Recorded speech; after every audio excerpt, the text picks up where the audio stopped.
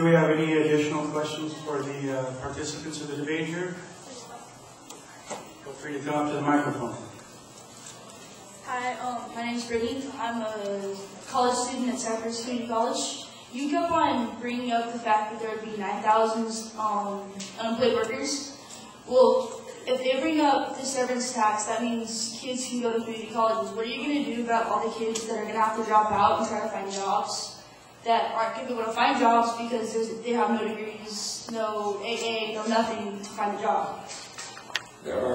My argument is that the legislature needs to make its spending priorities correct. They spend and spend and spend. They get the largest tax increase in California history, yet they still run a huge deficit. They spend more and more money, and they're not spending it on the education here. And I'd also make the point that driving people out of work is not a solution to anything.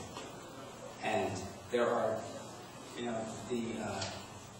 the problem with employment for students out of Golden West College or Cypress College is going to get only worse as we increase the tax burden on people who employ people.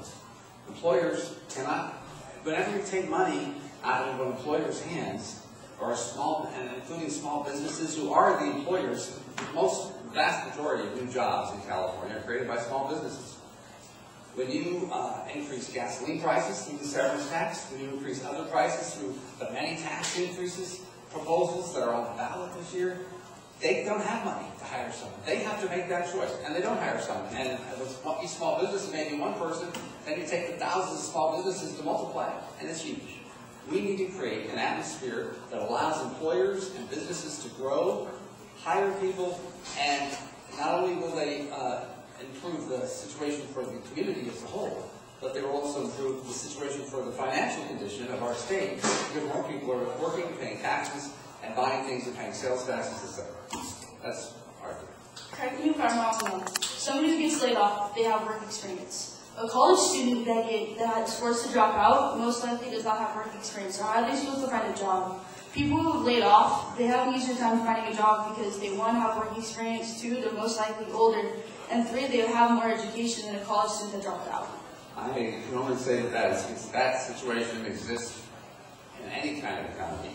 And it is the battle for college students. And I was a college student, and I'm not saying it's easy, but I'm saying that a growing, dynamic, expanding economy provides more opportunity for students and those looking for work than one beaten down by ever higher taxes. And that's, from my view of Californians against higher taxes, is the best way to supply jobs for people who are looking for work. Okay, thank you. Thanks. Can I respond to that question? Where's the moderator? May I respond to that or not? I think we should talk.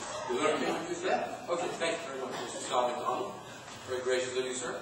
I'd like to just say that, first of all, the California budget 5 years ago was $100 billion a year. It's been cut now to $87 billion. It's had a 15% or 14% cutback. When you cut that kind of money out, you're cutting to the bone. You can't just keep cutting. It is true that we're spending way too much on prisons, on building them and privatizing them, and housing prisoners who are nonviolent offenders. We can take some of that money back and put it in schools, but it's not enough money. You've got to have the severance tax. And you mentioned about companies laying people off because they're getting taxed. That's not the reason that so many people are laid off from the oil industry in the last few years. The reason the oil industry laid off hundreds, if not thousands of people in the last 10 years or so, is because they found new ways to drill for oil, which did not require labor, human labor. It's new technologies which cause people to become unemployed, and I think the society and the government should help them retrain through colleges.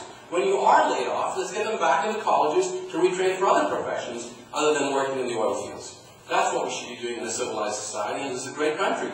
America believed in that under President Roosevelt, President Johnson, President Kennedy, and now President Obama is trying to do that, and yet we keep on saying, no new taxes on anyone, even the multimillionaires, the billionaire oil companies. How can we be so self-centered when we should be sharing some of this wealth with all of our young people, especially who are trying to get started in the world? My question. Thank you. First, I was stable. When you increase taxes, it doesn't consequentially reduce jobs. That's on the employer. They have a huge, fat, juicy profit margin, and that's on them. If they're going to destroy jobs, that doesn't solve anything, you're right. And that's on them, to me. That's my personal conviction. Now, my question is, how do you justify blaming the aftershock of the financial meltdown on government spending and taxes? 80% of the jobs in California are created by small businesses. They don't have big, fat profits. They are your local dry cleaners, they're your local widget maker, they're your local mom and pop grocery store on the corner. They don't have a huge profit margin. And when you raise taxes on them, it hurts. And they have to make decisions about what they're going to do to meet the cost of those taxes. So yes, it does have an impact on those small businesses, and it has an impact on large employers, because you cannot run a business and ignore a 15% increase in your costs and just pretend that it's not there. You won't be in business for very long. You have to make cuts. And if this law says you can't pass that cost onto the consumer, then there's only a few places you can make up that cost. And that's from firing Joe Blow, because you need to save money. You need to make money. If you don't make money, you don't have a business. I mean, that is the way it is. And unfortunately, that doesn't seem to catch. I mean, people can't hire anybody if they're losing money. Their doors are not open anymore. But we're not talking about them losing money. We are, if we're going to keep raising taxes on them. I mean, this concept, I don't know where it comes from in the midst of the worst economy that any of us will ever see in our entire life. The businesses are rolling in the dough. Small businesses on the corner, they got more money they can spend, and they can put up with higher taxes, and they can still hire people, and it's just because they're selfish, fat, profit-making pigs. I'm sorry, I don't agree with it, and I don't think it's true, and unfortunately, I think this concept is what hurts the economy as a whole. Now, I missed the second part of your question, I'm sorry. How do you justify blaming the financial meltdown and the aftershock of that on government spending and taxes? I didn't ever say that the financial meltdown was caused by spending or taxes in California, but I do know that our reaction to it, our timid, slow, pathetic recovery that barely exists and leaves us with the second highest unemployment rate in the country is a product of the fact that we drive businesses out of here. Either we drive them out because they can't stand the tax burden, or they just don't hire people because they can't stand the tax burden. What can they do? I believe that is a cause to our slow recovery in California. Well, I was just referring to when you said look to Europe because they spent themselves into a hole or something, and I think that's I think that's wrong, because I think that the financial meltdown is responsible for a lot of that economic instability. I don't see how you turn that into blaming it on the government. Well, I know that the British are talking about cuts in huge social programs that in the United States we would be stunned to know, stunned to even hear the benefits of the social programs in Europe that are dragging down the European economy and are creating this kind of crisis. And cuts have to be made according to the economists in Europe. I'm not the one telling them to do that. And it's when these cuts are made that people riots are happening, etc., because they're used to a certain level of government largesse that can't be maintained. And so it's either you go bankrupt, which is horrible, or you make the cuts, which of course hurts people, but maybe you should never gotten to that point in the first place. Anyway, it's an ugly situation, and I'm not saying severance tax is going to make California Greece. I'm not saying that. But at some point, we have to take responsibility for what we're voting for. We keep voting for all these different things. One of the things we keep hearing all the time is that the worst thing we can do with these initiatives is pigeonhole where the money goes.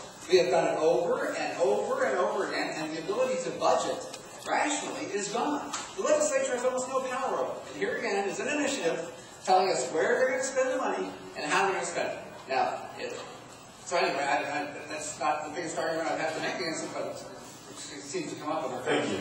I think.